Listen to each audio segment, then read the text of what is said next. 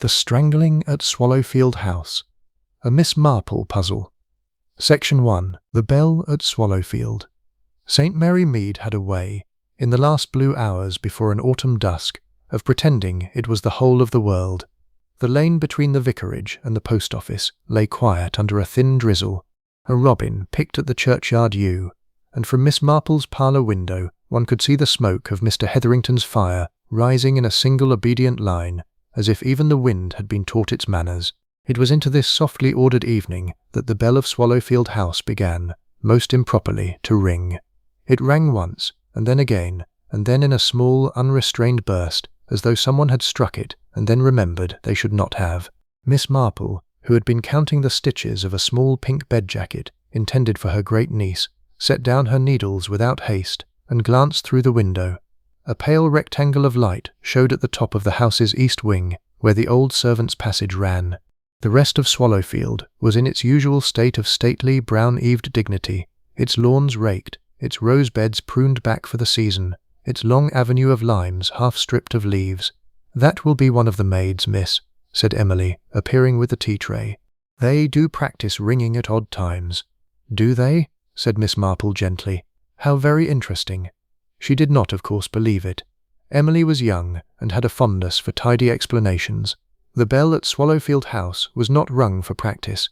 It was rung when Lady Constance Vane summoned her butler, or when the doctor was needed, or, once, very memorably, in Miss Marple's childhood, when old Sir Rupert had at last, after 2 decades of threats, expired at his writing desk with a peppermint in his cheek. The bell of Swallowfield had opinions. It was ringing now with the air of one who had a great deal to say. The tea grew cool in the cup. Presently, from beyond the churchyard, came the unmistakable sound of Constable Park's bicycle, which had a small squeak in its front wheel that his wife had been meaning for 3 years to see mended. He was pedalling, Miss Marple noted, with the kind of speed which suggested that his sense of duty had, on this occasion, overtaken his sense of dignity. The bicycle turned into the drive of Swallowfield with a scattering of gravel. The bell above, at almost that moment, gave a last uncertain shudder, and stopped. Miss Marple lifted her cup, tasted her tea, and found it lukewarm. She set the cup down again with the air of one who had understood, in a general way, that the evening would not now be quiet, and that a great many things she had already suspected about the Vane family were about to be, most regrettably, confirmed. It had been, she thought, an autumn of small tensions. Lady Constance Vane, 72, formidable, and possessed of that particular kind of beauty which the world calls well-preserved, when it means no longer capable of tenderness, had returned in September from a summer in Nice, looking thinner than her friends remembered, and considerably sharper of tongue. Her nephew Julian, who had been living at Swallowfield for the past 4 years since the failure of his motor firm, had been observed by Miss Hartnell to shout at his aunt in the churchyard after evensong. A thing which, Miss Hartnell said, one did not shout in a churchyard, even if one were being disinherited, which she rather thought Julian was. His wife Diana, elegant and expensive and slightly too fond of gin, had been seen weeping into her handkerchief at the flower show, and the young companion, Miss Alice Wren, whom Lady Constance had engaged in the summer, had begun that peculiar habit of pale-eyed young women in country houses of walking in the garden at dusk, alone, with her arms folded tightly across her ribs, as though she were holding something in that must not be let out. Miss Marple had noted all this in her placid way, and had said nothing of it, not even to her nephew Raymond, when he telephoned on Sunday. It was, after all, none of her affair. Villages, she often reflected, ran best when their observers observed and their gossips gossiped, and the two categories did not overlap unless a body appeared. A body, she thought, watching the last of the light drain from Swallowfield's east wing, might now be about to appear. She was not quite correct in this. A body had already appeared, some 20 minutes earlier, and was at that moment lying with its face turned toward the ceiling of Lady Constance's sitting room, its throat marked in 2 long purpling stripes, its right hand still clenched about the tasselled bell-pull from which the summons had, most improperly, been rung. Lady Constance Vane was dead, and had been dead, the police surgeon would later say, for not less than 15 and not more than 25 minutes, when Constable Palk arrived. Emily brought the fresh pot without being asked. "There's people running to the house, miss," she said. "Do you think—" "I think," said Miss Marple, that we shall know a great deal by breakfast tomorrow, and perhaps too much by luncheon. In the meantime, dear, would you cut me another slice of the seed cake? I find I am, unexpectedly, a little hungry." Emily, faintly scandalized by the ability of the old to eat cake in the shadow of catastrophe, cut the slice. Miss Marple ate it thoughtfully. She was thinking of a bell, not the bell of Swallowfield, but the bell of her own hen-house, which 2 summers ago had rung one still evening because a fox had got in, and old Henry, the rooster, had somehow become entangled in its cord in his death throes. The bell had rung after Henry was already dead. It had not, in any moral sense, been rung by anybody. It had merely borne witness. That, she thought, was the kind of bell one heard tonight. The rain thickened. Somewhere along the lane a dog barked twice, and then, unusually, stopped. A second bicycle went past, the doctor's, this time, with the doctor upon it, his hat pulled low. Miss Marple set down her cup, lifted her knitting, laid it aside once more, and folded her hands in her lap. She would, she decided, wait until the morning to walk up to the house. It was not seemly to arrive on the heels of the police, and besides, she wished to hear first what the village would make of it. The village, in its collective wisdom, would in the space of a single night invent at least 4 theories, 3 of which would be wrong, and one of which, always one, would contain a small, unshining grain of truth. It was that grain she wanted. Beyond her window, the drizzle turned to proper rain, and the last light of the east wing of Swallowfield went out. Someone, presumably Constable Park, had drawn the curtains.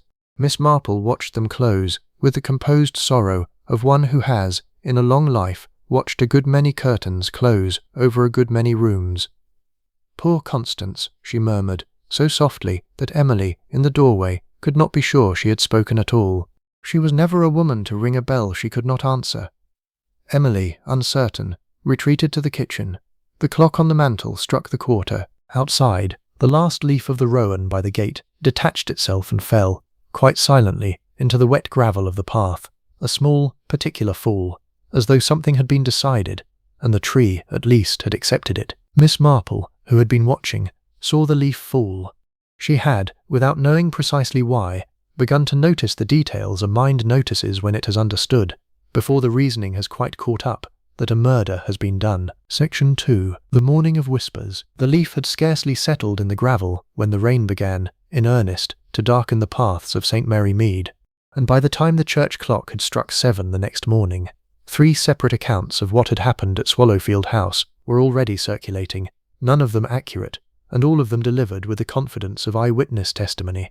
Miss Marple, who had risen at her usual hour, dressed in her usual grey, and taken her usual small breakfast of tea and 1 slice of toast, with a scraping of Emily's damson preserve, heard the first of these accounts from the milkman at the back door.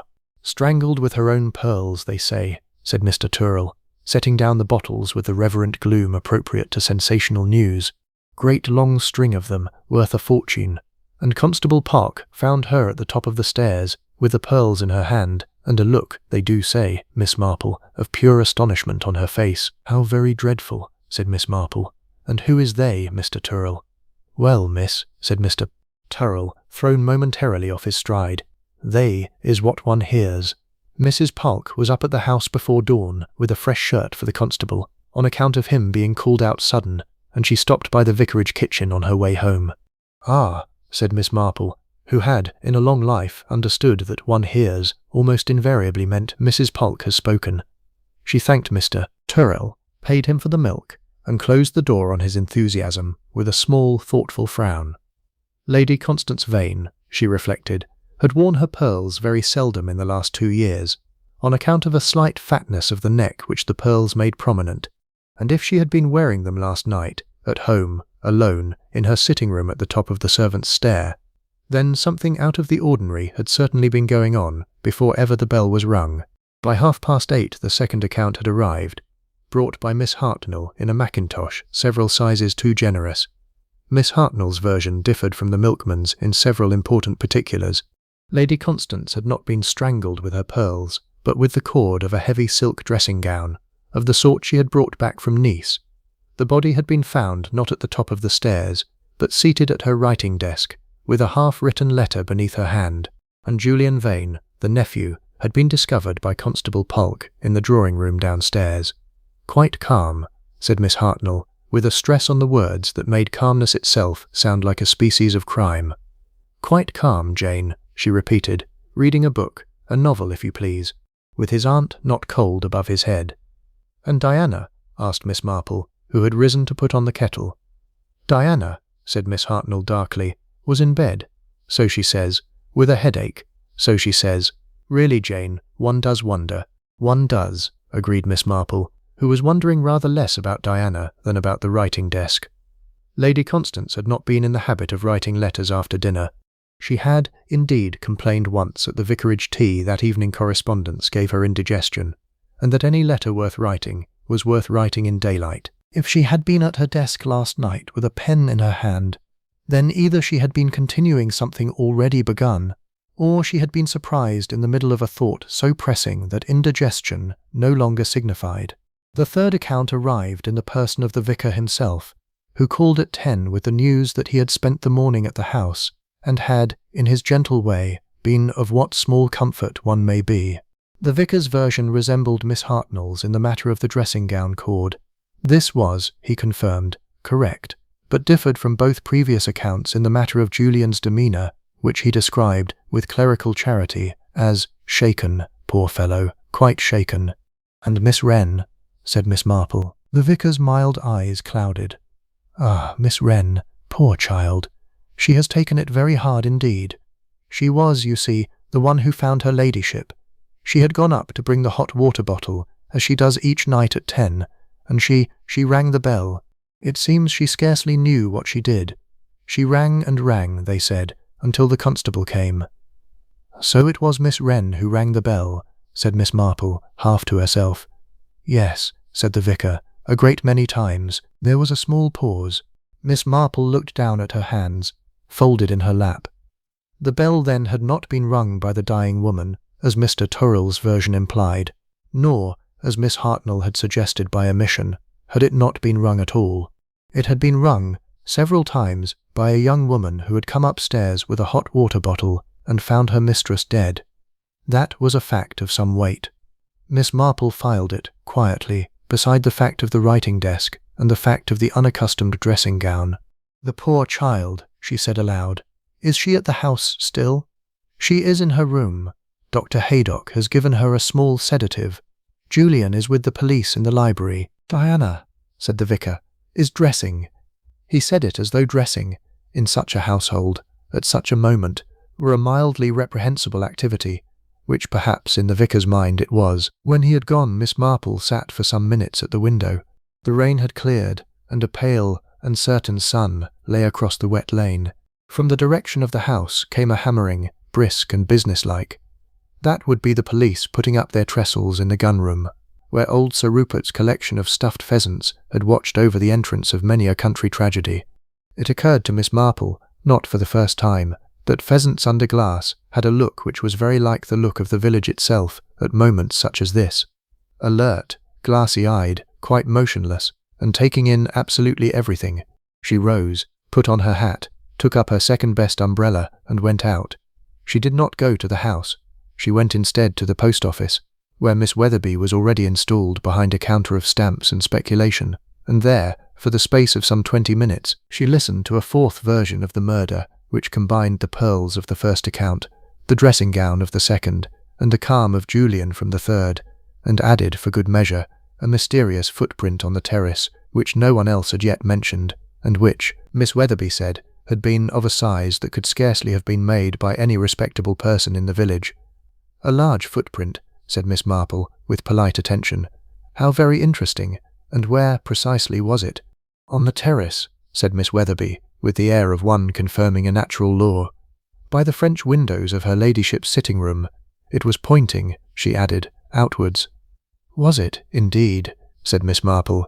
She bought a small book of stamps she did not need, thanked Miss Weatherby, and walked home in the freshening wind. In her mind she was building, from the milkman's pearls and the vicar's hot water bottle, and Miss Hartnell's headache, and Miss Weatherby's outward-pointing print, a small, uncertain structure, not yet a solution, not even yet a theory, but the beginning of a shape.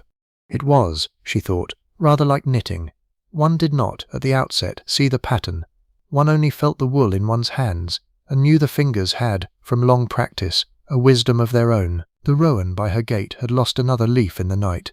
Miss Marple, who was becoming interested in the falling of small things, noticed this too, and stored it, gently, away. Section 3. The Constable's Notebook. The rowan leaf lay wet and dark against the paving as Miss Marple reached her gate, and she paused a moment before lifting the latch, looking down at it with the small, private frown which, in her, meant thought.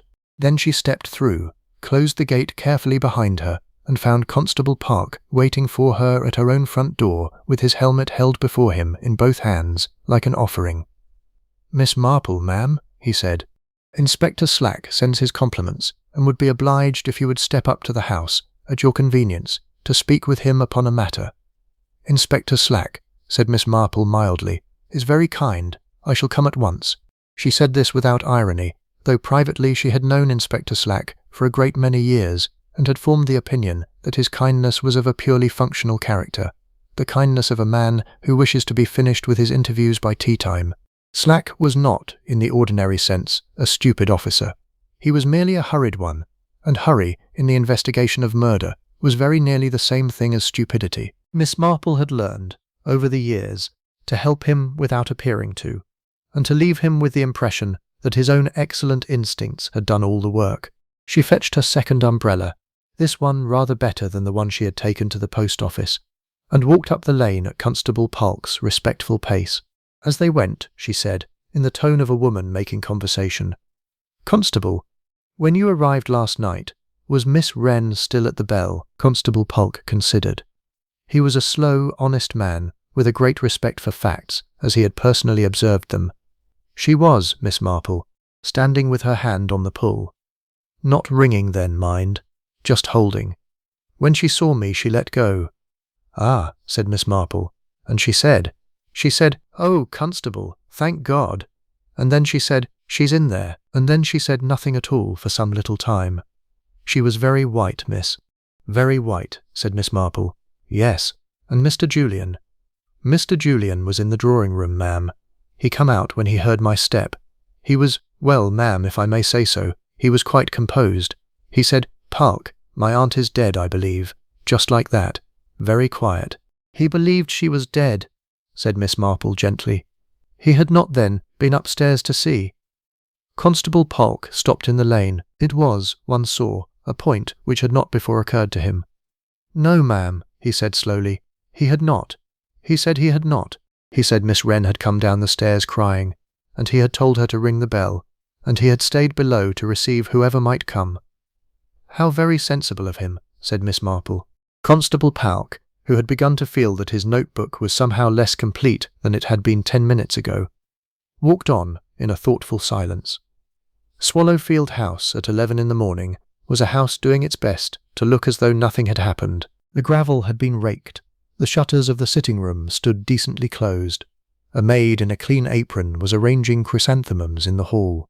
Only the presence of a second constable at the foot of the great staircase, and of Inspector Slack's grey saloon parked in the stable-yard, with its wheels muddied, betrayed the truth. Miss Marple was shown into the library, where the inspector sat at the desk with a great many papers before him, and the look of a man who has decided, in his own mind, exactly which of the possible criminals is the guilty one, and is now attending to the formalities of proof. "Miss Marple," said Slack, rising with a bow which was a trifle brisker than politeness demanded. "Good of you to come. Sit down, sit down. Now, ma'am, I understand you were acquainted with the deceased over many years." "I knew her from a child," said Miss Marple, seating herself. "She was a Miss Fanshawe, of course, before her marriage. Her mother and my mother were cousins in a distant way." "Ah," said Slack, who had no interest in cousins. "Now, ma'am, between ourselves, I do not, of course, invite gossip, but a lady of your position in the village hears things. Was there, to your knowledge, any ill feeling between her ladyship and any member of her household?" Miss Marple hesitated, in the way of a woman who wishes not to hesitate but has been trained, from girlhood, in the seemliness of hesitation. "One would not," she said, "wish to speak ill, but it is common knowledge, Inspector, that Mr. Julian and his aunt had had differences. Vain, poor Diana, was not entirely happy at Swallowfield." "Just so," said Slack, and made a small tick against something he had already written. Just so, and the companion, Miss Wren, a very quiet young woman, rather sad-looking. She had been engaged, I understand, through an advertisement. Through an advertisement, said Slack, with the flavour of a man who did not think much of advertisements. He turned a page of his notes. Miss Marple, I shall be frank with you. Mr. Julian Vane inherits Swallowfield, and, I am told, some 4,000 a year with it. His debts, ma'am, are considerable. He was heard by Miss Hartnell to shout at his aunt in the churchyard on the 14th of last month. He was alone downstairs at the hour of the murder. His account of his movements, well, his account is that he was reading in the drawing-room. His book, I may add, was closed and cold when I examined it, and the ashtray by his chair contained the ends of 4 cigarettes, though he says he had been sitting only 20 minutes. How very observant of you, Inspector, murmured Miss Marple. I flatter myself, ma'am, said Slack. That little escapes me. Little indeed, said Miss Marple, so demurely that only she was aware of any irony in it. And the manner of her death, Inspector? I have heard, I fear, a great many versions. You have heard nonsense, no doubt. She was strangled, ma'am, with the cord of her own dressing-gown, which was found beside her. The doctor is of opinion that a man's strength was required. She was a large woman. She was, agreed Miss Marple, and she saw again, with a small pang, Constance Fanshawe at 14 leading a pony round the vicarage lawn. Now, ma'am, said Slack, leaning forward, I do not wish to distress you, but I must ask, is there anything at all in Mr. Julian's character or history that would incline you to think him capable? Miss Marple considered. She thought of Julian Vane at his christening, howling, of Julian at 8, catching frogs, of Julian at 22, expensive and charming, borrowing £5 of the vicar with a laugh, of Julian last month in the churchyard, his face suddenly and shockingly ugly with anger. She thought too of the ashtray with its 4 ends, and of a man who reads a book without opening it. Capable, she said at last, is a strong word, Inspector. Julian has always been a young man who found difficulty a personal insult. But, she hesitated again, I do not, myself, believe he strangled his aunt.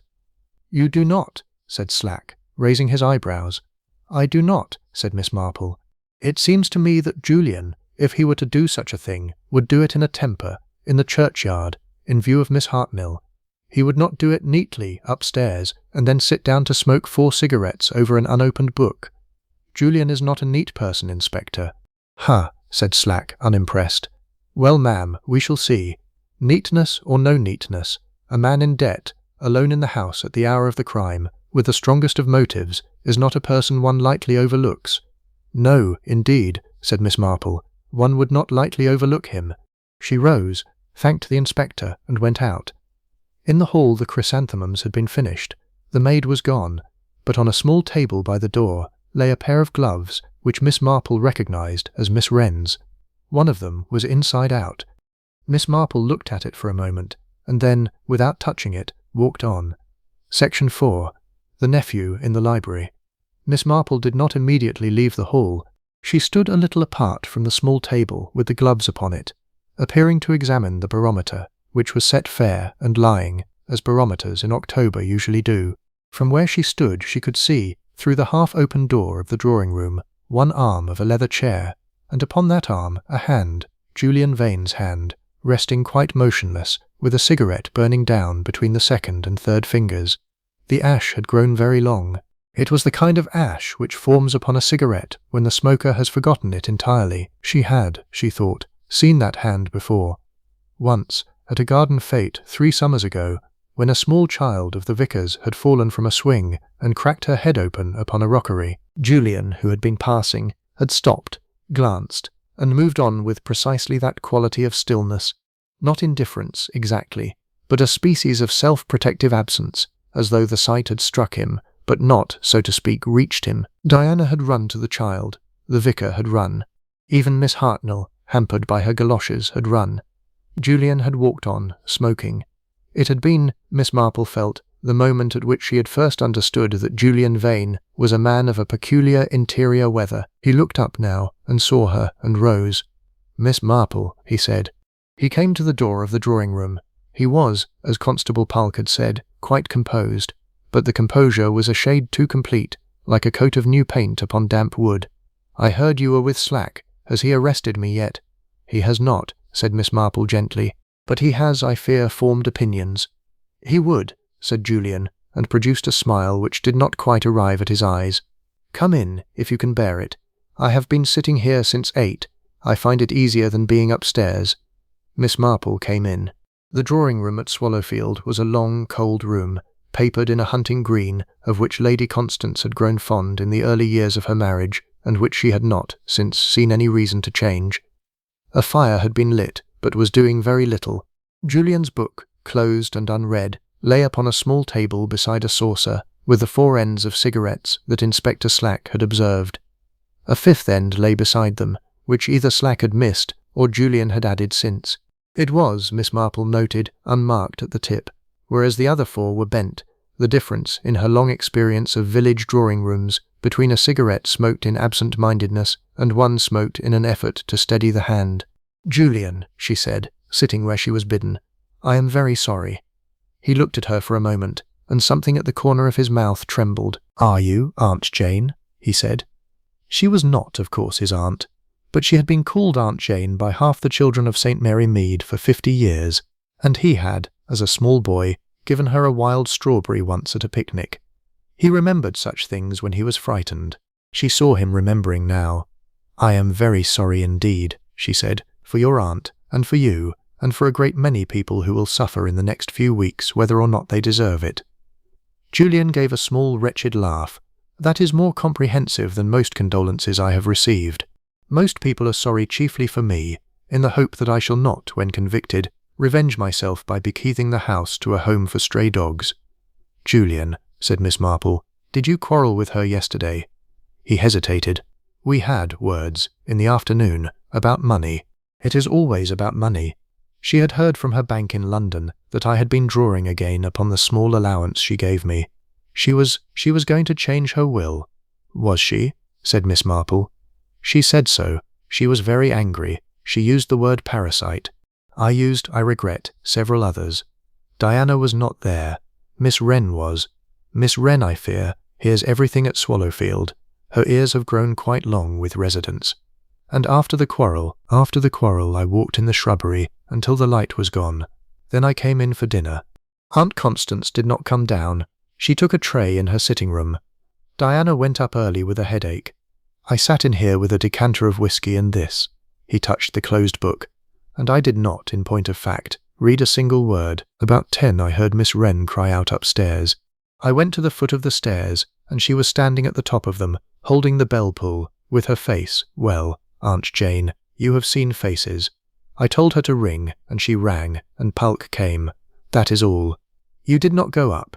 "I did not go up. I did not, I confess it, wish to go up. I told Pulk that my aunt was, I believe, dead. He asked how I knew.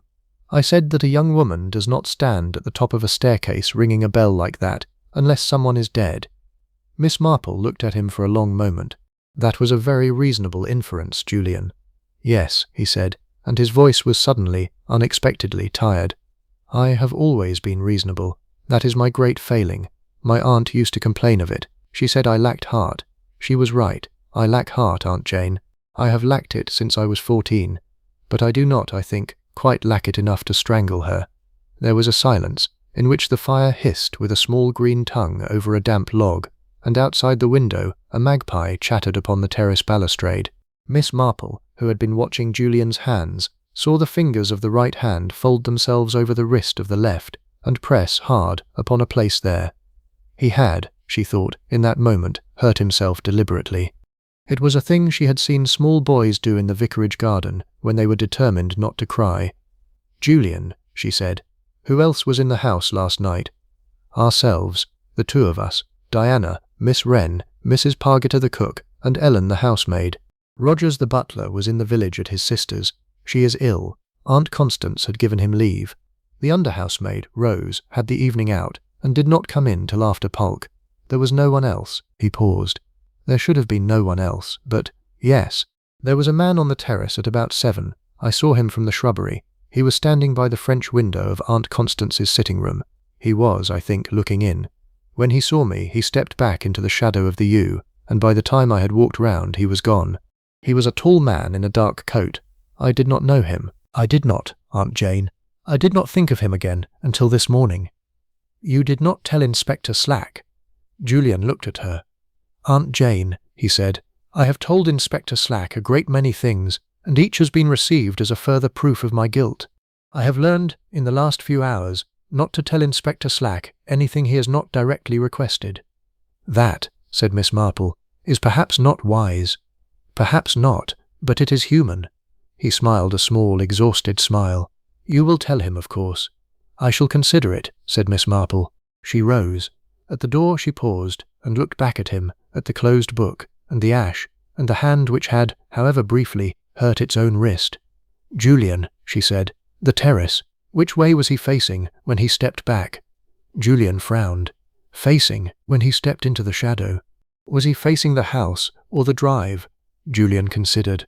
The house, he said at last. He walked backwards, as though he did not wish to turn his back upon the window. Thank you, said Miss Marple. That is very interesting indeed. She left him with his ash and his book, and went out through the hall, past the little table with the inside-out glove, and down the drive between the wet limes. The magpie was still chattering. She noted, without looking up, that there were now 2 of them. Section 5. The glove turned inside out. 2 magpies, said the country rhyme, meant joy. But Miss Marple, who had lived long enough to distrust rhymes, watched the second bird settle upon the balustrade beside the first, and thought only that magpies, like village gossip, tended to arrive in pairs, and that both were quick to steal what did not, strictly, belong to them. She reached the great gates of Swallowfield, turned into the lane, and there paused, standing very still beneath the dripping yews with her umbrella at her side. She had, she realized, forgotten to speak to Miss Wren. It was not, of course, an accident. She had chosen not to speak to Miss Wren yet. There was a right hour for Miss Wren, and it was not while Dr. Haydock's sedative still lay warm upon her, and Inspector Slack's questions still rang in the little bedroom under the eaves. Miss Marple believed in ripeness. She had once ruined a very good gooseberry fool by picking the fruit 2 days early, and had never since made the same mistake, either with fruit or with young women in shock. Instead she turned homewards, and set herself to thinking about the glove. It had been Miss Wren's glove. Of that there was no doubt. Miss Marple had seen Miss Wren wear the pair at church on Sunday last, and had admired their neatness, grey suede, small buttons of horn, a pair of the sort a lady bought new before her position, and made last a great many years by careful darning. One of them, this morning, had lain upon the little hall table with its lining outermost, as if some hasty hand had pulled it off inside out and forgotten to right it. That in itself was nothing. Any woman coming into a warm hall from a cold morning might tug at a glove and leave it wrong side out, but the other glove had been beside it, quite the right way about, with its buttons done up, and no one, in Miss Marple's long experience of the small habits of women, took off one glove roughly and the other with tidy care. One did the other, and if one was hurried, both suffered together. There was, therefore, a possible reading of the 2 gloves which was not accident but distraction, that Miss Wren, coming in from somewhere in some agitation, had pulled off the first glove without noticing that it turned inside out, and had then, upon setting it down and beginning to remove the second, recollected herself, steadied her hands, and taken off the second glove with the deliberate care of one who wishes an observer to see nothing amiss. It was, so read, a small monument to a moment of self-mastery. And when, Miss Marple asked herself, had that moment occurred? Not the previous evening. The maids would have tidied the hall at breakfast. This morning, then. But this morning Miss Wren, according to the vicar, had been in her bed under a sedative, unless she had risen, unless she had gone out, unless she had come in again. Miss Marple, who had by now reached her own gate, opened it thoughtfully, and stopped once more. The rowan had lost a 3rd leaf in her absence. She stooped with a small effort and picked it up. It lay upon the palm of her grey glove, like a drop of blood on a stone. The motif of Swallowfield, she thought, was not the bell. The bell was the announcement. The motif was the leaf. Small things were beginning to fall. First the leaf, then, one by one, the coverings of respectability from the household of Constance Vane. One could only observe, and count, and see, at last, what shape of tree remained. She went indoors, laid the leaf carefully upon her writing desk, and rang for Emily. "Emily, dear," she said, "was any of the household from Swallowfield down in the village this morning early?" Emily considered. Only Miss Wren, miss. She come by the back way at about 6:45, before the milk. She looked in at the vicarage kitchen, cook said. She wanted, cook said, a word with Mrs. Park. But Mrs. Park had already gone up to the house, so Miss Wren went away again. How was she dressed? In her grey coat, miss. And her hat, and her gloves, I suppose, though cook did not say. She was very white, cook said. Cook thought she had walked in a dream. Thank you, Emily, said Miss Marple. You are a very great help to me. Emily, who considered herself to be, in the main, a great trouble to Miss Marple, blushed and withdrew, at 6:45 then, before the doctor's sedative therefore, before, even, most of the village knew that Lady Constance was dead. Miss Wren had come down to see Mrs. Park, and Mrs. Park had not been at home, and Miss Wren had gone away again. To see Mrs. Park about what? The constable's wife was no confidant of a lady's companion at the house. The two had exchanged, in Miss Marple's hearing, no more than 6 sentences in a year, and those upon the subject of church flowers. Unless it were not Mrs. Park whom Miss Wren had wished to see, but Constable Park himself, back from his night at the house, and unless Miss Wren, finding Mrs. Park from home, had understood in a moment that the constable was still up at Swallowfield with the inspector, and had thereupon lost her small courage and gone away. To tell him what? That was the question. Miss Marple rose, and took down from the shelf above her writing-desk a small, much-thumbed book in a green cloth binding, Reminiscences of a Country Practice, by the elder Dr. Haydock, the present doctor's father. She had had it many years. She turned now to the chapter entitled Of Certain Ligatures and Their Marks, and read for 1/4 hour with the concentrated absence of expression which, in Miss Marple, indicated the deepest interest. When she closed the book, she was smiling, in a small, sad, private way. There was a knock at the front door. Emily opened. There were low voices in the hall, and then Emily came in to say that Miss Wren was without, and might she, if it was not too much, speak a very few minutes with Miss Marple. Show her in, said Miss Marple, and bring us a fresh pot. And, Emily, the seed cake. If she will eat it, she will speak. If she will not, we shall have to try something stronger. Miss Wren, when she came in, was still in her grey coat. Her small hat was askew. Her gloves, Miss Marple noted, were both, this time, quite tidily folded together in her hand. She had then mastered her hands again. She was very pale, and her eyes had the reddened rims of one who has wept in private, and then, with cold water and firm resolve, gone out to face the day. Miss Marple, she said, I do not know why I have come. Sit down, my dear, said Miss Marple. One so seldom knows why one has come to a place, but one commonly finds, when one has sat down and had a cup of tea, that there was, after all, a reason. Miss Wren sat down. Emily brought the pot. The seed cake was cut. Miss Wren accepted a slice without appearing to see it, and did not eat. She began, and stopped. I found her, Miss Marple. I found her. I know, my dear. She was still warm. I know.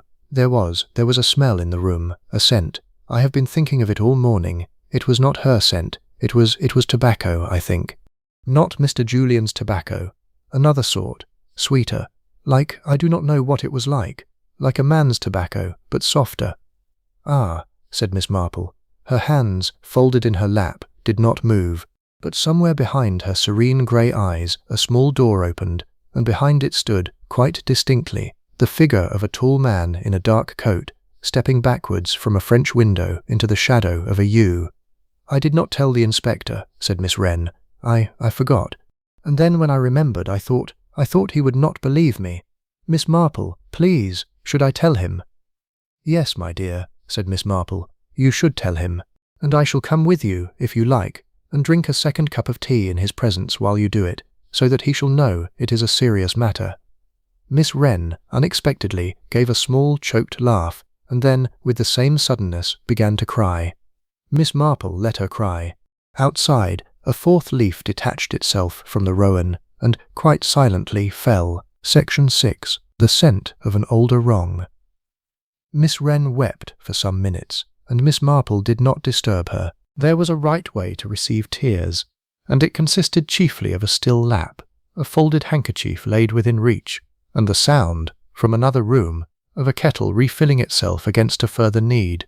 When at last the young woman drew breath and passed a shaking hand across her eyes, Miss Marple leaned forward a little and said, in the voice she had once used to comfort a small parlour-maid who had broken a Meissen shepherdess, "My dear, tell me now about your uncle." Miss Wren went white. It was not a slow whiteness, it was the immediate, chalky pallor of a person struck upon the heart. Her hand, holding the handkerchief, tightened until the knuckles stood out. My uncle, Miss Marple, your mother's brother, my dear, Mr. Ambrose Corwin. He lived, I believe, in a small house near Ludlow, some 15 years ago. Your mother, whose name was Corwin before her marriage, spoke of him at the church bazaar in, let me think, 1911, when you were a very small girl in a white pinafore, and my cousin Ethel and I were selling jams. She said, I remember, that her brother had gone abroad, on account of what she called, with great delicacy, an unhappiness. She wept a little at the mention of him, and my cousin Ethel, who never could bear a weeping woman, spilled a great deal of raspberry preserve upon the trestle. Miss Wren looked at Miss Marple with the expression of one who has stepped upon the floor of a room she believed empty, and heard, in the corner, a clock strike. You remember that? I remember, my dear, a very great deal that no one would ever suppose I remembered. It is a small talent, and not always a comfortable one. Miss Marple's voice was gentle. Your uncle's unhappiness. It concerned, if I recall, a certain lady at whose house he had been employed as a private secretary. There was a matter of some jewellery missing, and a promise which was said to have been given by the lady, and afterwards denied. Your uncle went abroad. The lady kept her jewels and her reputation both. The lady, said Miss Wren, in a voice so low it was scarcely a voice at all, was Constance Vane. Yes, my dear, said Miss Marple. The lady was Constance Vane. There was a silence. Beyond the window a wet blackbird settled upon the rowan, and considered, with the meticulous suspicion of blackbirds, whether the fallen leaves in the gravel were, upon a closer view, worms. In the kitchen Emily set the kettle down, with the small deliberate clatter of a servant who has been told, without words, to make herself scarce. You came to Swallowfield, said Miss Marple, under a name that was not quite your own. Wren was my mother's name, and you took the place through an advertisement, and Constance Vane, who had not seen you since you were a child of 6 at Ludlow, did not know you. She did not, and you did not tell her. I did not tell her. Miss Marple nodded slowly. It is a very old story, my dear. The wronged niece, engaged as companion to the woman who ruined her uncle. In novels it ends in blackmail, or in an inheritance procured by fraud, or, upon rare occasions, in murder. Miss Wren looked up. There were tears again, but of a different sort now, hot and dry-eyed and almost angry. I did not murder her, Miss Marple. No, said Miss Marple mildly. I do not think that you did. But I think that you would not, my dear, have grieved her had you found some means of humbling her, and I think that you wrote to your uncle. Miss Wren's hand tightened again upon the handkerchief. Yes. When? In August, when I had been there 3 weeks and had understood what sort of woman she was. She was, Miss Marple, she was cruel, not in the great ways, in the very small ones. She would praise a poor girl at the vicarage in order to have her promoted to Swallowfield, and then, when the girl had come, find her out in one small fault and dismiss her without a character. She did it 3 times in 3 months. She enjoyed it. Her mouth used to smile in a particular way when she was writing the dismissal. And you wrote to your uncle. Where? To an address in Marseilles. He has lived there since he went abroad. He has never come home. And he replied? He replied in September. He said he would come to Swallowfield and speak to her face to face. He said he had waited 15 years to speak. He is not a well man. And when did you expect him? Miss Wren looked at her hands. He wrote again in October. He said, the 2nd of November. He said between 6 and 7 in the evening. He said I was to say nothing to anyone. He said he wished only to see her face when she saw his. Miss Marple was very still. The clock on the mantel struck the half-hour with a small, silvery finality. Somewhere, at Swallowfield, the 2nd of November had come and gone, and Constance Vane had, upon it, seen the face of Ambrose Corwin at last, and had died the same night, with the cord of her own dressing-gown tight about her throat. My dear, said Miss Marple gently, did you see him yesterday evening? I did not. I did not know he had come. I did not know until Julian said, this morning, that there had been a man upon the terrace. I did not know until then that my uncle had. She could not finish. She did not need to. She had come, Miss Marple understood, to this parlour this afternoon, not to confess her own guilt, but to lay before the only person in St. Mary Mead who could possibly bear the weight of it, the appalling, unspoken fear that she had, by a letter written in August, in her small, careful hand, killed the woman she hated. Miss Marple leaned forward and, with a gesture unusually decided in one so quiet, laid her hand upon Miss Wren's. "My dear," she said, "you must listen to me very carefully.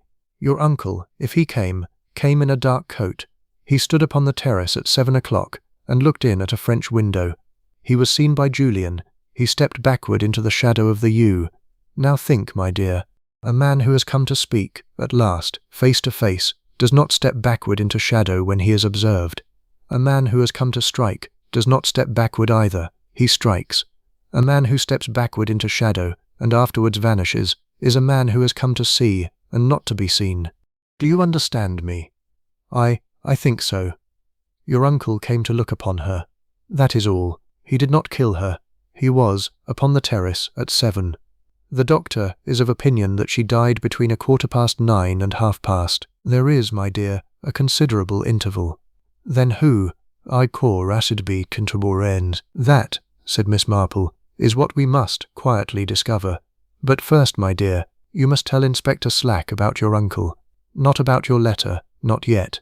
About the tall man in the dark coat and the scent of a sweet tobacco. And you must tell him that you did not know, before this morning, that any such person had come near the house. He will think. He will think, my dear, a great many things, most of them wrong. He is, however, an honest officer, and he will eventually think the truth if enough truth is set before him. That is our task. Miss Wren, after a long moment, nodded. There is one other thing, said Miss Marple. You will forgive me if I ask it. When you found her ladyship in the sitting-room upon the floor, was her right hand, or her left, upon the bell-pull? Miss Wren shut her eyes to remember. Her lips moved silently. Her right, Miss Marple. Her right hand. You are quite sure? Quite sure. I remember, because the pearls she wore, she had put them on for dinner, though she had not come down. The pearls were tangled about her right wrist, as though she had reached for the bell and caught them upon it. Her left hand lay quite open, upon the carpet, beside her. Thank you, my dear, said Miss Marple. Her face, in that moment, altered very slightly, and anyone who had known her well would have seen that a small thing, which had been askew in her mind, had, with the answer, moved into its true place. Section 7. The second bell. Miss Wren had scarcely closed the gate behind her when the telephone in Miss Marple's hall rang, and Emily, appearing at the parlour door with a face of considerable importance, announced that it was Dr. Haydock, and that he was, if she might venture the observation, agitated. Miss Marple went to the telephone. Dr. Haydock's voice, always dry, was drier than usual, with the particular dryness of a man who has been running.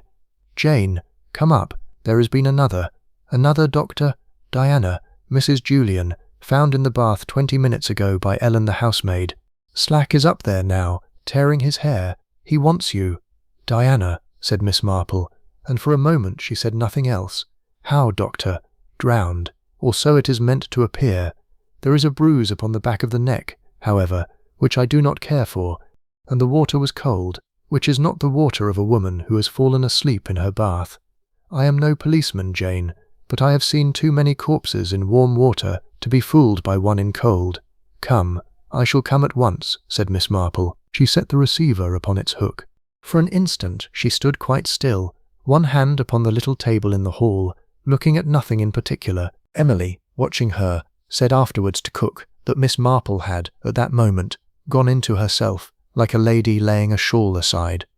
Then Miss Marple lifted her hat from its peg, settled it, and went out. The lane to Swallowfield was different this time. Word had, by some village telegraphy, independent of the wires, already gone abroad. At the vicarage gate Miss Hartnell stood in her mackintosh, and at the corner by the smithy 2 of the Turrell boys leaned upon a rail, and even old Mr. Pargeter, who had not walked so far in 3 years, had come out to lean upon his stick and stare at the house. Miss Marple passed them all with a small nod. They fell silent as she passed, as villagers do before a woman they have decided, without ever quite saying so, to trust. At the great gates Constable Park was posted, and let her through with a look of undisguised relief. In the hall Inspector Slack came to meet her. He looked, this morning, less certain of himself, and had, upon his upper lip, the faint sheen of a man who has been asking himself, for the last hour, whether he has been galloping in the wrong direction. "Miss Marple," he said, "this is a bad business, a very bad business. Julian Vane is in the library. He has not, ma'am, been out of my sight, nor Park's, since 8:15 this morning. So," he opened his hands, in a small helpless gesture. "He did not do this." "No, Inspector," said Miss Marple, "he did not do this." "Which does not," said Slack quickly, in the tone of a man who dislikes admitting the collapse of a theory, "prove that he did not do the other. He may have had a confederate." "He may," said Miss Marple, without conviction. "Come and see, ma'am, if you will." Diana Vane, in life, had been a slim, elegant, faintly unhappy woman of 38, with fair hair cut in the fashion of 2 seasons ago, and a habit, at parties, of holding her glass with both hands as though she feared it would be taken from her. In death she lay in her tall enamel bath in the north bathroom of Swallowfield, with her fair hair floating loose about her face and her hands, quite empty, drifting palm upwards beneath the cold surface. The water was, as Dr. Haydock had said, cold. The great copper geyser at the tap end was quite silent, its little pilot flame extinguished. She was not a large woman, and she had bruised, upon the nape of her neck, in a mark that was rather like a thumbprint, pressed carefully into wet clay. Miss Marple looked at her a very short time, and turned away. She had been, in her time, at a great many bedsides, but she did not enjoy them, and she did not linger. "The tap end," she said. "The geyser is out." Diana, I recall, was afraid of the geyser. She used to say it made a noise like a train. She would never bathe unless the geyser was lit and roaring, and Ellen sat outside the door in case it should fail. "Ellen was not outside the door this morning," said Slack. "No, Ellen was sent by Mrs. Vane herself at 9:30 to fetch a bottle of eau de cologne from the chemist's in Much Benham. It is 4 miles. She went by the carrier's van. She has only just returned. She says Mrs. Vane instructed her at the top of the stairs, in a very small voice, and then went into the bathroom and shut the door." "Ah," said Miss Marple. "A very small voice," repeated Slack, watching her. "Yes," said Miss Marple, "I heard you.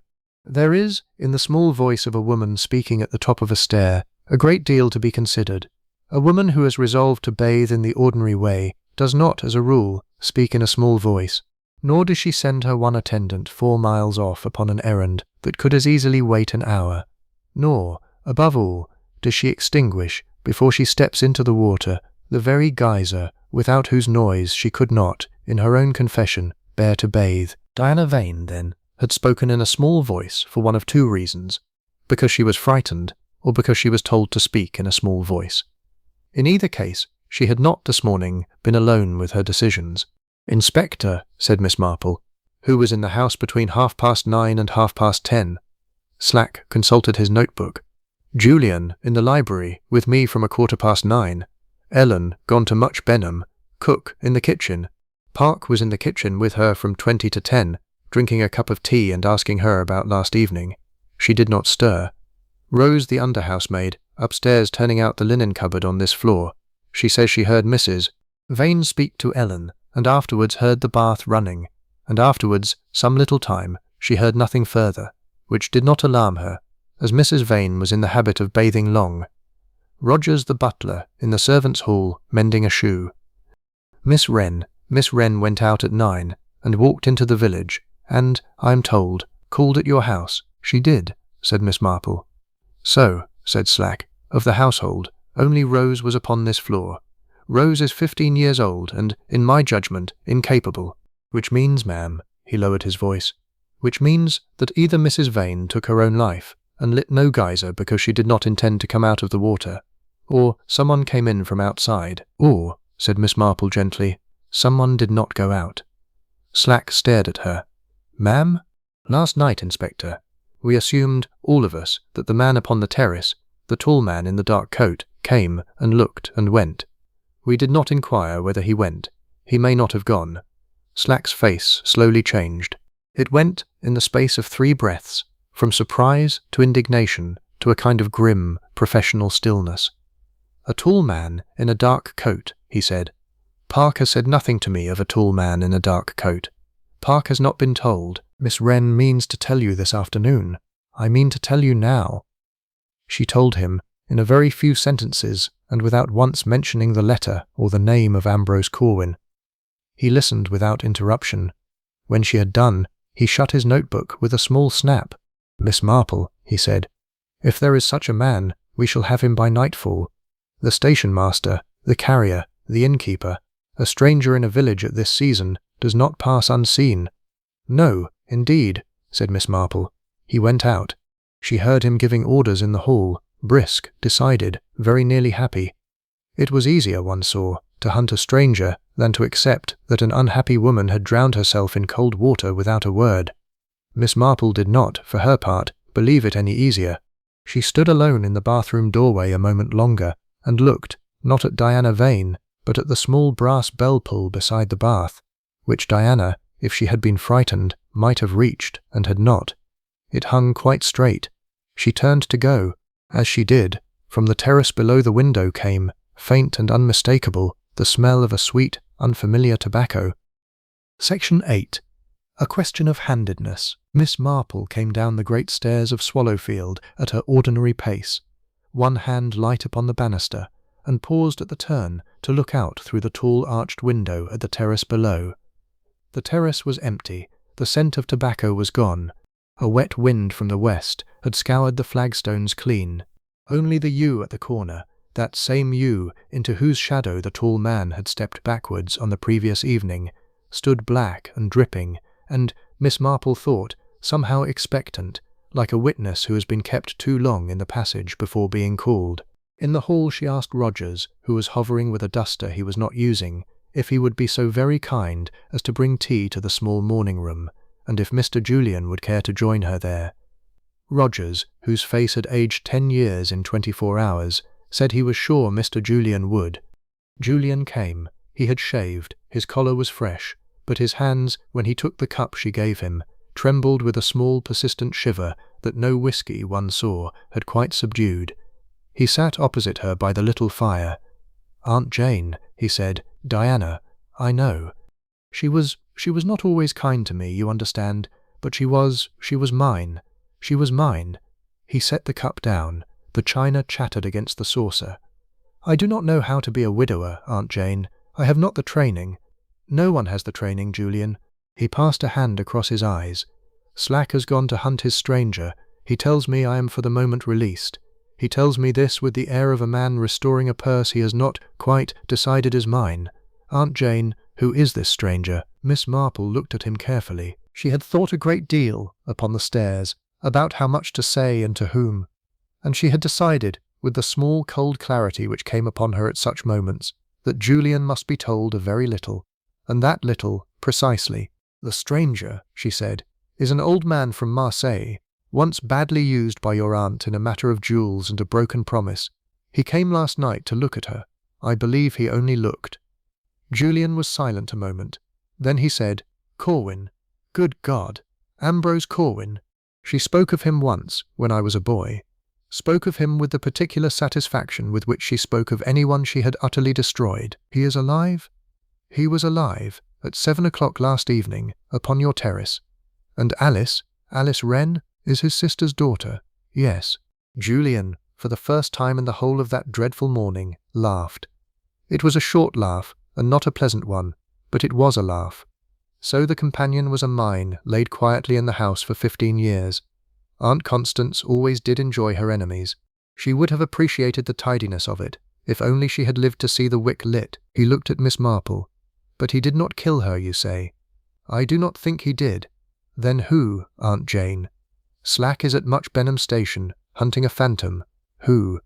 Miss Marple did not answer that. Instead she leaned forward a very little, and said, in the tone of one asking after the health of a plant, "Julian, forgive me. When you were a small boy, you cannot have been more than 9. You fell from the wall of the kitchen garden and broke your left arm. Do you remember?" Julian looked at her, puzzled. I remember. I wore a sling for 6 weeks. I hated it. You wrote your letters, in that time, with your right hand, as you had always done. But you buttoned your coat, I recall, with your left.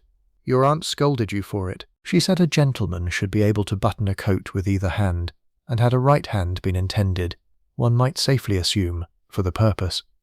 She was, in some things, a very foolish woman. She was, said Julian, with a small, faint smile. Aunt Jane, why do you speak of my sling? Because, my dear, said Miss Marple gently, I have been thinking about hands. Your aunt was found with her right hand tangled in the bell-pull, her left lying open beside her. Your aunt, as you know, was left-handed. Julian was very still. She wrote with her left hand, Miss Marple went on, in the same soft, considering voice. She embroidered with her left. She lifted her cup with her left. If your aunt, alone in her sitting-room, had reached for the bell to summon help, she would have reached with her left hand. She would have reached, in fact, and this is the point of the observation from her writing desk, where she was found to have been sitting, and had she reached with her left, she would have brought down, quite easily, the tall silver candlestick which stood at the corner of the desk between her and the wall. It was not brought down, it was upright. I mean, my dear, that your aunt did not reach for that bell-pull. Someone reached and put it into her right hand and closed her fingers upon it. Someone who did not know that Constance Vane was left-handed, someone, therefore, who knew her house and her habits imperfectly.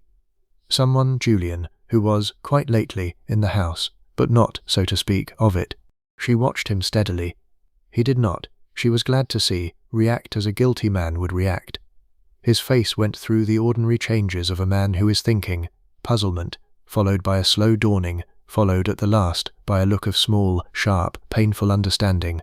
Diana, he said, in a voice not quite his own. Diana was left-handed also, said Miss Marple. I noticed it at the vicarage tea. She had come, poor girl, to speak to me. I do not know what she wished to say. She never said it.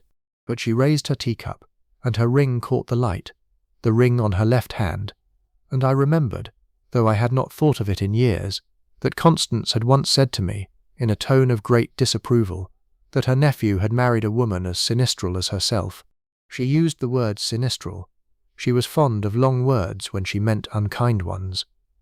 Then Diana did not. Diana did not kill your Aunt Julian. Diana knew who did, and she knew, I think, from something she saw or heard or found this morning, some small, particular thing, that the person who had done it would, if not silenced, kill again. She was frightened. She sent Ellen away not because she wished privacy for her death, but because she wished privacy for a conversation. She sent Ellen, and she went into the bathroom, and someone came to her there. That is the shape of it. Julian sat with his hands over his face. Presently, without lifting them, he said, Aunt Jane, are you setting me a snare? I am, Julian, to see whether I flinched at what you said of Diana. Yes, my dear. Have I flinched sufficiently? You have flinched, my dear, exactly as an innocent man flinches, which is to say, at the wrong things. I am satisfied. He lowered his hands. His eyes were red. Then who, Aunt Jane, in God's name? Miss Marple set down her cup. She spoke in the mild voice of a woman remarking upon the weather. Someone, Julian, who could enter the house without being observed, who knew the household well enough to speak in Diana's ear and be believed, and yet not well enough to know which hand your aunt used at her desk, who was near enough to Diana's confidence to be admitted to the bathroom, and yet not so near that Diana called for help when the door opened, and who has been, this morning, exactly where I have needed to see him be, visible, useful, and, above all, unhurried. Julian looked at her. He did not quite ask the name. He waited. I shall not tell you yet, she said. One does not, my dear, name a fox before one has closed the run, but I shall tell you presently. In the meantime, Julian, will you do one small thing for me? Anything, Aunt Jane. Send Rogers to my house at 8. I have a note to write, and I do not, tonight, wish to send it by any hand but his. She rose and touched him lightly upon the shoulder. Outside the window, the 2 magpies had settled upon the balustrade, and the wet wind moved quite gently through the yew. Section 9. The slow gathering. It was almost dark when Miss Marple returned to her own house. The lamps of the village had been lit early on account of the low sky, A fine cold rain had begun again, and the yew at her gate stood black and heavy against the last silver of the west. She went in, laid aside her hat, warmed her hands a moment at the fire, and then, without ringing for Emily, sat down at her writing desk. Upon the blotter she laid, side by side, 3 small objects: the scarlet leaf of the rowan, which had lain there since morning, a fragment of paper she had lifted, without remark, from the fender of the small morning-room at Swallowfield, being the burnt corner of an envelope stamped with a French postmark, and a slip of her own memorandum, in her own careful hand, upon which she had earlier written a short list of household names. She looked at them a long time. The truth, she thought, was almost always in the house already. It was not brought in from outside by strangers. It grew slowly, like ivy, upon the interior walls, and the trick lay in learning, at last, to see it, to distinguish, upon a wall one had passed daily for years, the shape which had, all along, been there. She took up her pen, and in her small clear script began to write. There were, she wrote, 7 persons in Swallowfield House when Constance Vane died: Julian, Diana, Miss Wren, Mrs. Pargeter the cook, Ellen the housemaid, Rose the under-housemaid, and, at some hour before or after, Ambrose Corwin from Marseilles, who did not properly belong to the household at all. Rogers the butler had been in the village at his sister's, but Rogers, she reminded herself, had returned that morning quite early, and had, all this dreadful day, been the one immovable point in a house of disordered persons. His face, in the hall, had aged 10 years overnight. His hands, upon the tea-tray, had trembled, and yet he had done, punctiliously, everything a butler should do, and had not once been out of the house since he came in. She underlined Rogers's name, considered it, and drew a small light stroke through it. Rogers had loved his mistress. Her death had struck him as an amputation strikes a limb. He was not, and never had been, the man in the dark coat. Mrs. Pargeter had been in her kitchen. She was a large, comfortable woman of the parish, and had, moreover, been drinking tea with Constable Park from 20 to 10. Miss Marple drew a stroke. Ellen had been sent to Much Benham. Rose had been 15 and turning out a linen cupboard. 2 more strokes. Miss Wren had, that morning, walked into the village.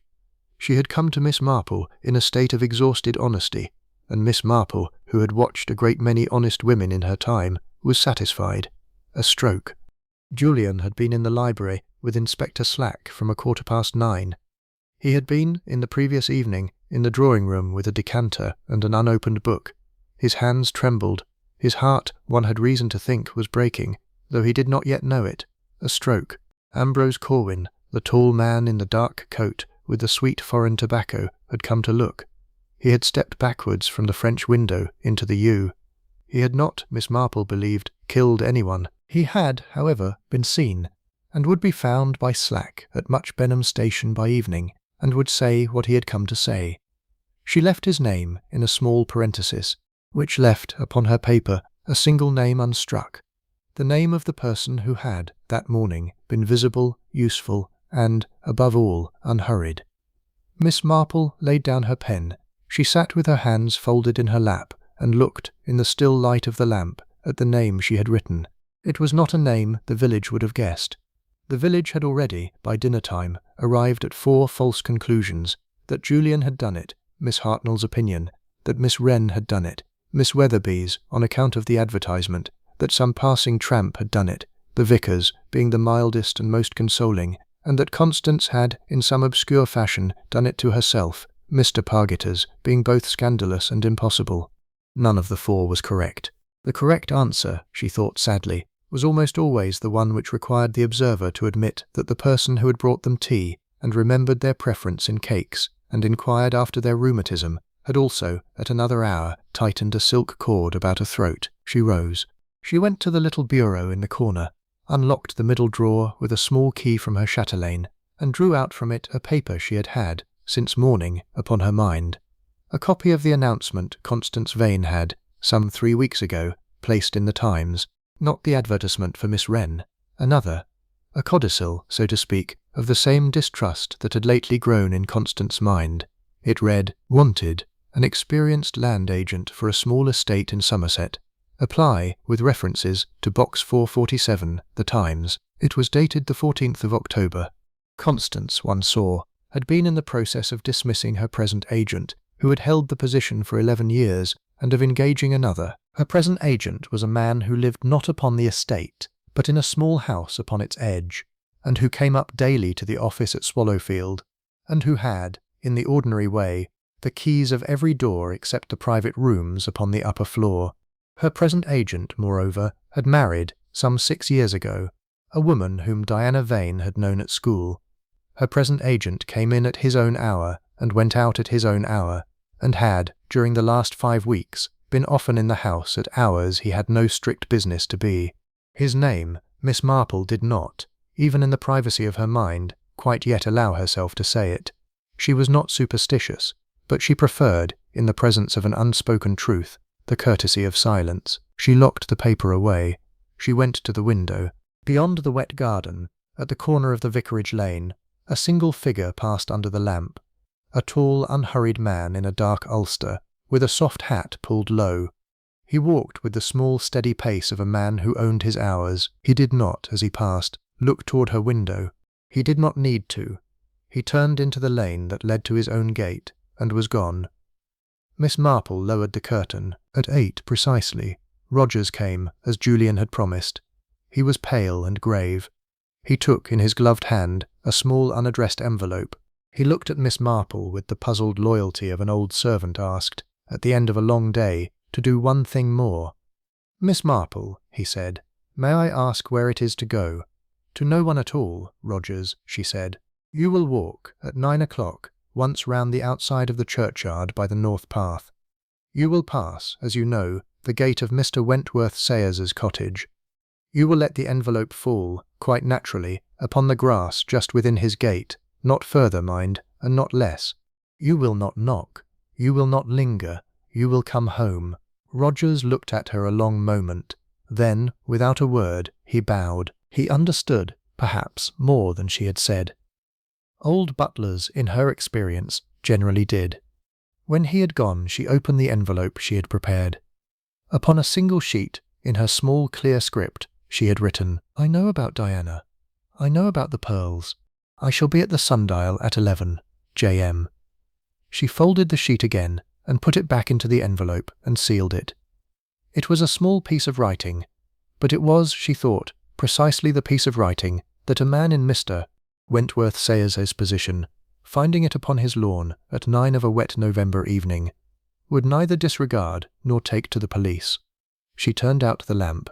She sat by the fire in the dark and waited for 11, and listened to the rain, and thought, with a small, bleak tenderness, of Diana Vane, who had raised her cup at the vicarage tea with her left hand, and had known, this morning, one thing too many for her own safety. Section 10. The sundial at 11. The rain thinned toward 10 o'clock, but did not stop. Miss Marple rose from her chair, put on the stout brown coat she wore for churchyards in winter, and set upon her head the felt hat which had, in a long career, been present at the discovery of 6 murderers and the acquittal of 2 innocents. She rang, quietly, for Emily. "Emily," she said, "I am going out. If Inspector Slack should call, and I fancy he may, at about 11:45, you will say to him that I am at the sundial in the churchyard, and that he is to come there, not by the Lysh gate, but by the small door in the vestry wall, and to bring Constable Polk, and to make no noise at all. You will say those 3 things to him. You will say nothing else. Can you remember them?" Emily, wide-eyed, said she could. "Good child," said Miss Marple, and went out. The lane was black and shining. She walked without hurry, the point of her umbrella tapping lightly upon the flags. At the churchyard she opened the small side gate and passed within. The sundial stood at the centre of an octagon of gravel. Upon a low stone plinth, the brass face green with 170 winters. Beyond it the yew tree that had been planted for Queen Anne stood dripping and vast. Miss Marple stepped, quite deliberately, into the deepest shadow of the yew, and stood there, her hands folded, her breath drawn shallow, and waited. The church clock struck the quarter, and then the half, and then, at last, the hour. Upon the 3rd stroke of 11 there was a step upon the gravel. He came alone. He came without hurry. He was tall, and he wore the dark ulster and the soft hat she had seen from her window at 7, and he carried in his gloved hand a small business-like torch which he did not light.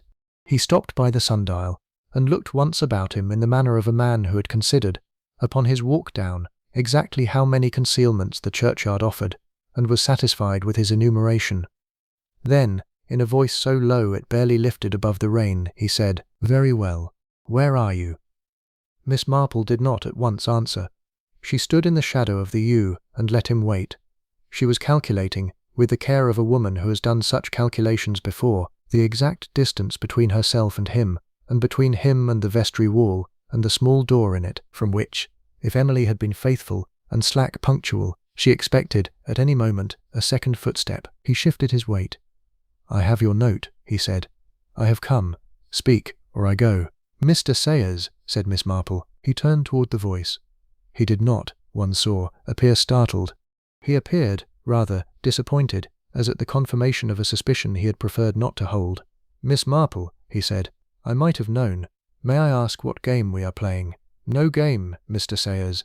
She stepped, very slightly, into the edge of the shadow, so that he could see the pale oval of her face and no more. "I have asked you here because I did not wish to be observed speaking with you in the village. I have a proposal to lay before you." "A proposal," he said. His voice was quite level. It was a pleasant voice. It had, she thought, always been a pleasant voice. It had persuaded a great many things in its time. Concerning your position, it is, at this moment, very delicate. Inspector Slack has spent his day hunting a tall man in a dark coat, who was seen upon the terrace of Swallowfield at 7 o'clock yesterday evening. He will find that man tomorrow.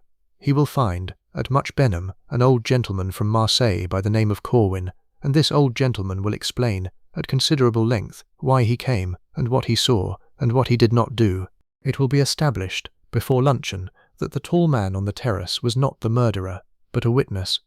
And a witness, Mr. Sayers, saw, at 7 o'clock, what he saw. There was a small silence. The rain increased upon the yews. "He saw a woman," said Mr. Sayers presently, "no doubt, at a French window." "He saw," said Miss Marple, "a man behind that woman, with his hand upon her shoulder, in the attitude of an habitual visitor. He may, however, be brought to describe him." Mr. Sayers stood very still. In the dimness she could not quite see his face, but she could hear his breathing, which had become deliberate. "You interest me," he said. "I thought I might. Now, Mr. Sayers, it is known, I know, and Diana knew, that you have been for some months in a private understanding with Lady Constance. It is known that this understanding turned, of late, upon a quantity of pearls, and upon a will which was, or was not, to be altered in your favour. It is known that Diana, who had been at school with your wife, and who had, unwisely for her own peace, called at your cottage yesterday morning, upon a small errand of kindness, found upon your desk a note which frightened her very much. She said nothing to me. She came, poor child, to speak, but did not. She spoke to you instead. This morning, before she took her bath, she spoke to you a second time, upon the telephone. You were in her ear when Ellen went off to Much Benham. You were, 20 minutes later, in her bathroom. I have not, as yet, mentioned this to Slack, because, Mr. Sayers, I dislike unnecessary distress. Your wife, if she reads it in the papers, will lose more than a husband. She will lose the last small pretence upon which her days have been arranged. I have known her mother. I would spare her, if I can." Mr. Sayers laughed, quite softly. "You are a remarkable old woman, Miss Marple. You are offering me, what, an interval? A boat train?" "I am offering you," said Miss Marple, "the sundial. You have until this clock strikes the quarter. It is now 4 minutes to. In 4 minutes, if you have not spoken, I shall walk to the vestry door, where Inspector Slack is at this moment waiting with Constable Pulk." There was a long, cold pause. Somewhere, far off, a train whistled at Much Benham. Mr. Sayers, in the dark, drew off his glove. He looked at his hand a moment, as though he had not, before, quite understood it was his.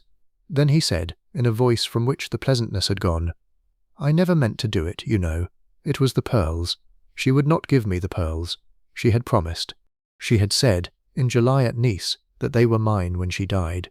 Then in October she said she had changed her mind, and that Julian, worthless as he was still her blood, and that a man was not blood. She laughed when she said it. She had a way of laughing. And I had promises out, Miss Marple, upon those pearls. Debts. It was not greed. It was the interest running, and Diana. Diana found the letter. She read it before she rang. She telephoned me at 8:30 this morning. She said she must think. I could not let her decide. She was a kind woman. She would have decided kindly, and I should have hanged. You strangled her in her bath. I did not strangle her. I put my hand upon her neck, one hand, and I pressed her under. It was quick. She did not cry out. The clock upon the tower gave, at that moment, the first stroke of the quarter. Miss Marple did not move. She said, very quietly, "That will do, Mr. Sayers. You have said enough." From the vestry wall a small door opened without sound, and out of it there came, unhurried and grave, Inspector Slack, and behind him Constable Pulk. They had, one saw, been standing in the dark for some considerable time. Mr. Sayers turned. He looked at them without surprise.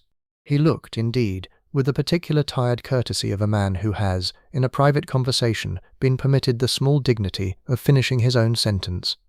"Inspector," he said, "I am at your disposal."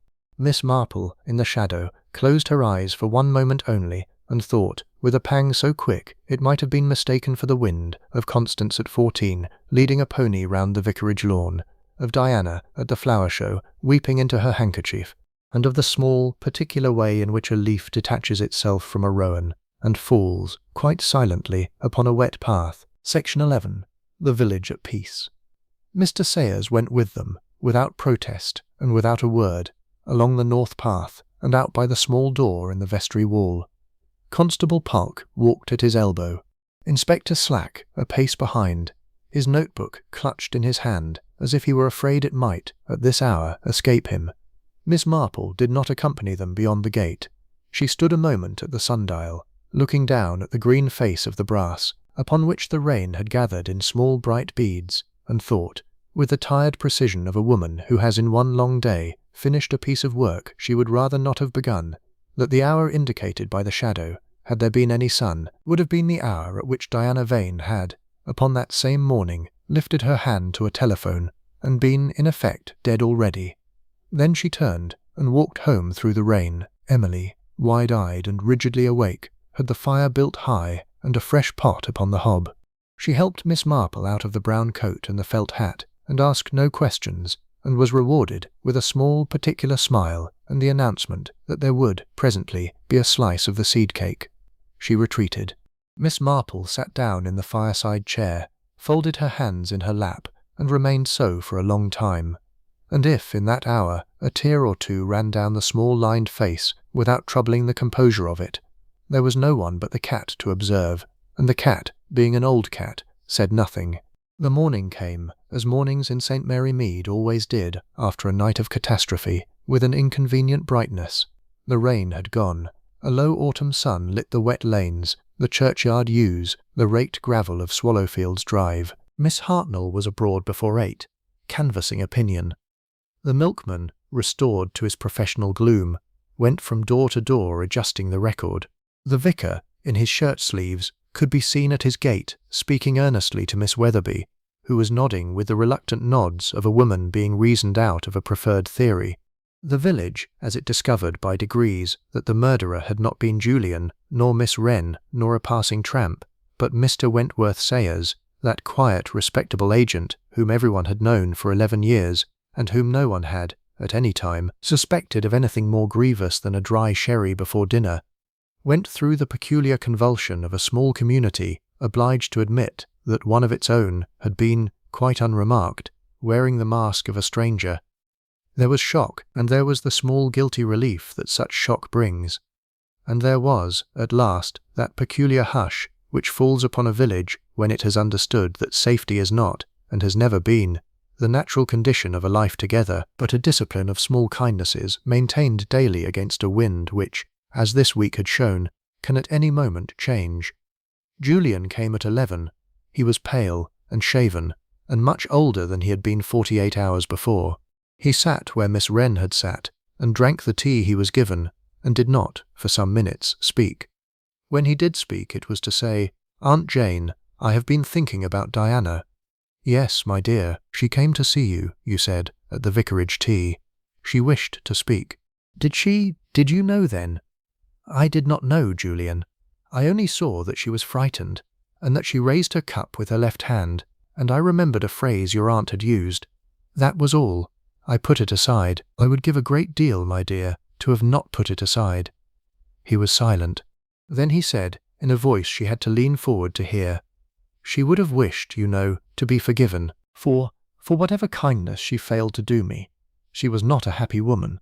I did not, I think, make her happy. I meant to. Aunt Jane, I meant to. I know, my dear.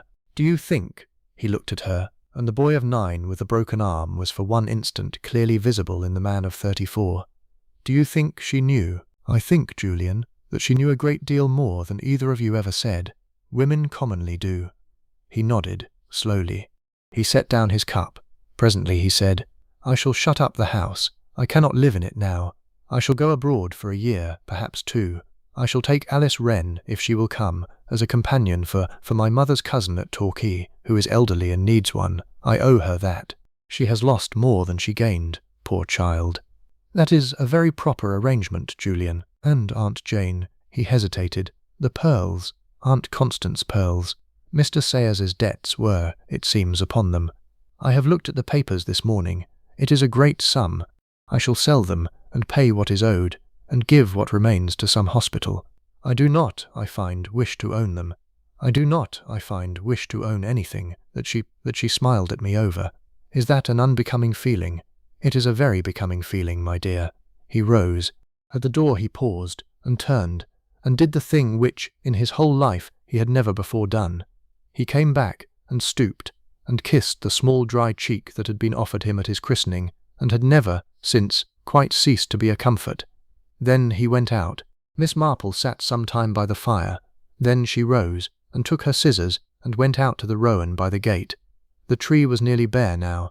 Upon its dark branches only a handful of scarlet leaves remained. She cut, with care, a single small spray of berries, those bright, obstinate, faintly bitter berries that stay upon a rowan long after its leaves are gone, and she carried it indoors, and set it in a little glass upon the window-sill. Motif, she thought, was a word her nephew Raymond was fond of. He used it when he wished to speak of novels. She was not a woman for novels, but there had been, in the last 4 days, a motif, if one insisted upon the word, the slow, particular fall of small things, leaves from her rowan, pearls from a promise, a woman from a stair, a woman from a bath, a mask from the face of an ordinary man. Things had fallen. Some of them, she thought, ought never to have been held up so high in the first place. Constance had held her cruelty up as a virtue. Mr. Sayers had held his respectability up as a certainty. Julian had held his cleverness up as a shield. The wind of these 4 days had, one by one, taken them. Only the berries, small and hard and honest, had remained. That was the moral echo. She did not, of course, phrase it so. She was not given to phrasing morals, but she looked at the little glass upon the sill, and at the sun through the wet window, and at Emily coming in with the promised slice of seed cake, and she said, in the mild voice with which she said most things, "It is a very fine morning, Emily." "It is, miss. I think, Emily, that I shall walk down to the post office in a little while, and buy a book of stamps that I do not need, and hear what Miss Weatherby has to say, and then I shall come home, and knit, and there will be, tomorrow, the choir practice, and the Wednesday tea at the vicarage, and, on Sunday, the sermon. Small things, Emily, but small things, my dear, are what a village is for." Emily, who did not quite understand, agreed. She set down the cake. She went out. The clock on the mantel struck the half-hour with its small silvery finality. Somewhere at Swallowfield a shutter was being closed. Somewhere at the police station a statement was being copied. Somewhere in a cottage at the edge of a Somerset road, a woman whose husband had not, this morning, come home, was learning, from a policeman with his helmet in his hand, that he never would. Miss Marple bowed her head a moment. Then she picked up her knitting, the small pink bed jacket for her great niece, whose fingers, unlike so many others in these days, would grow and hold and let go, only what was proper for them to let go. Outside her window a last scarlet leaf detached itself from the rowan and, quite silently, fell. The end.